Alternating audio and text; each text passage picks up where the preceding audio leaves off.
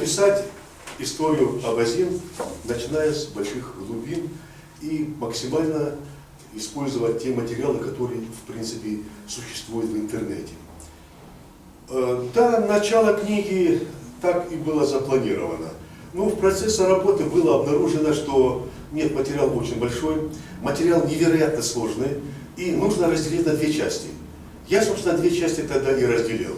Это от Абаски-Баски, это глубинная история, это чистая наука, это монография, и Абазин, это как бы все-таки при всем при этом 4000 лет глубина рассматривается, это тоже немалая глубина, 4000 лет, но это как бы научно-популярное издание. И вот здесь я позволил себе какие-то поднять проблемы полемические. И интересно у нас получается в нашей истории, в наших исторических книгах мы нигде полемику не встречаем. Нас буквально смешивают с грязью, нас опускают на дно, с нами делают, что хотят, и оскорбляют до самого циничного состояния. И никто не отвечает. Наши почему-то молчат. И почему-то это меня тоже возмутило. Как это так, ребята? Мы ругаться не будем, мы драться не будем, мы тем более нецензурными словами не будем. А давайте мы попытаемся, постараемся поговорить с этими людьми, которые нас так плохо пишут. А что они написали? Есть ли какая-то историческая правда в того, что они написали? А почему бы нет? А почему должны думать, что наша история, вся история это белого ангела? Что у нас не было ничего такого, за которое, допустим, мы своих предков, пусть не ругать, а хотя бы какие-то определенные сомнения возникли. Да, были моменты, когда не очень-то мы соответствовали, допустим, нашей исторической роли. Но эта задача была поставлена такая, очень объективно оценить, что о нас написано, а что на самом деле мы есть. И фактически пронизывает эту книгу историко-полемические полемика. Кто-то написал о нас так, почему он так написал, какую цель он преследовал, а что на самом деле есть. И, собственно, это такого содержания книга. У нас есть чем гордиться. Это просто потрясающе, честное слово. Я с таким удовольствием. Для меня это новое тоже было. Да, я занимался космологией, да, занимался жизнью, сознанием, разумом, много-много чего занимался. И вдруг, когда пришел, обнаруживая тут такие глубины, которые никогда мы, в принципе, может, и не дойдем до самой глубины. Но то, что обнаруживается, то, что как бы читается, это нас должно радовать.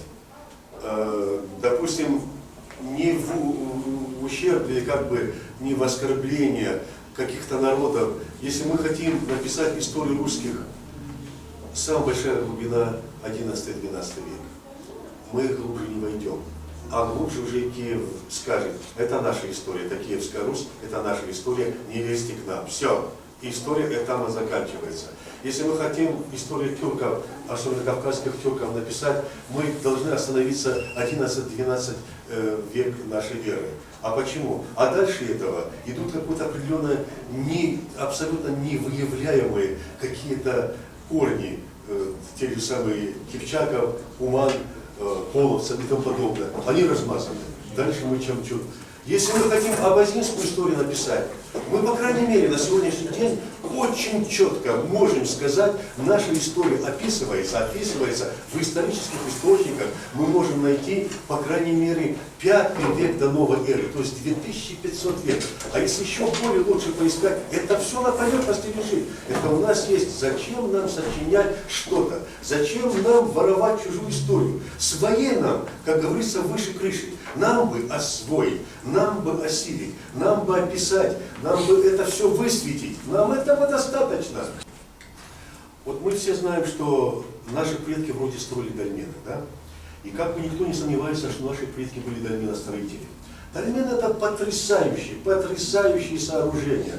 Оно даже интереснее, чем пирамида. Пирамида груда камней, которые положили. А дольмен это сакральное, это несколько духовное, это что-то какое-то не совсем понятное. И оно не всегда подлежит раскрытию. Но вопрос не в этом даже. Если наши предки строили эти дольмены, а их на сегодняшний день около 2500 найдено, по оценкам специалистов их было более 100 тысяч. Мы просто разрушили, именно последние столетия были они разрушены. Просто варварски были разрушены. Но что осталось тоже достаточно много, и они даже сами по себе интересные. А как так получается? Если наши предки дольмены строили, а почему они тогда от хатов пошли? Хаты дольмены не строили. Они копали, Не строили хаты дольменов. А если мы от шумеров произошли, а шумеры не строили дольменов. А что же получается? Мы где-то здесь колоссально ошибаемся, или себе приписываем неправильные линии этногенеза от хатов, от шумер, или же мы неправильно приписываем себе дольменостроение. Не наши предки это делали, несколько других кто-то делали. Да нет, оказывается, это решаемо. Нет, оказывается, наши предки. Наши предки это делали. Но они пошли не тем путем, как описывает историография наша. Вот Малая Азия, это примерно Аджария, если вы Грузию представляете, Аджария, ниже Аджарии, там Понтос, как-то есть какой-то, то есть северная часть Турции, или южное Черноморское побережье, южное. Вот это жили наши Абешла, Кашки и так далее. Вот это наши предки были. И хаты, естественно, они не пошли через Грузию, через Абхазию не пошли. Они пошли через перешеек, Босфор. Это сейчас, если вы идете в Турцию, и Турция разделяется громадный мост, и как бы Турция разделяется на две части, европейская часть Турции и азиатская часть Турции, и Босфор, это протекает пролив. Этот пролив-то возник 5000 лет назад, и даже 4800 лет назад она только возникла. До этого пролива не было. То есть спокойно можно было идти на Балканы. А Балканы это родина дальненастроения, Среднеземное море. Значит, наши предки пошли туда. По крайней мере, абазги. Я это подчеркиваю, почему? Потому что дальше уже в этой книге идет мощное разделение абсилов и абазгов. Что такие абазги, что такие абсилы, что такое абазины, что такое абхазы. Это идет мощное разделение и без злобы, без злости, а как бы с желанием понять, кто наши предки. И почему абазги наши предки, а не абсилы и так далее, и так далее. Так вот, те, которые туда пошли, они встретились с удивительным народом. Динарцы. Это самые высокие люди, по крайней мере, в современной Европе. Именно произошедшие от динарцев, это Балканы. Денара. Вы когда-нибудь слушали? Денара. Денара. Нечто, что-то какое-то загадочное, нечто сказочное. И вот это Денара, динарцы, вот это, они строили дольмены. Они строили, громадные люди сами по себе были. Нарты были средние между динарцами и ацанами. Ацаны это мелкие люди, которые жили в каких-то маленьких домиках и сделали свои небольшие там огороженные городки ацангвара. И такие это делали. Это много артефактов осталось, и как бы уже все знают, что были маленькие люди, карлики, были средние люди, очень умные нарты, и были не очень-то умные, но очень сильные физически динарцы. Вот динарцы строили, оттуда пошло вот дольменостроение. Они пришли, с ними кто пришли? С ними пришли Ахавию, или ахейцы, это греки. Какие-то части греков тоже с ними пришли. Они тоже оказались здесь.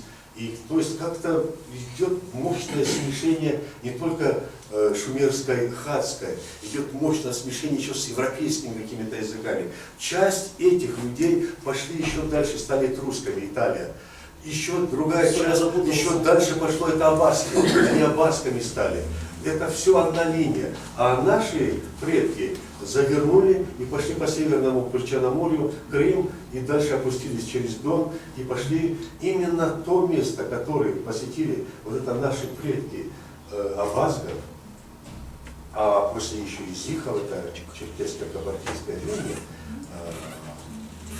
от их, они строили дольмены. Имеем к дольменостроению наши предки имели отношение. Но напрямую они пришли, как история считает, нет, напрямую не пришли. Они пришли длительным, долгим путем, несколько тысячелетий они блуждали по Европе. Какая-то часть осталась там, стали известными на сегодняшний день историческими народами, те же самые этрусские предки римляне от этруска произошли. Или стали басками, современная Испания, и северо-западная Франция, это Баскония, Табаско.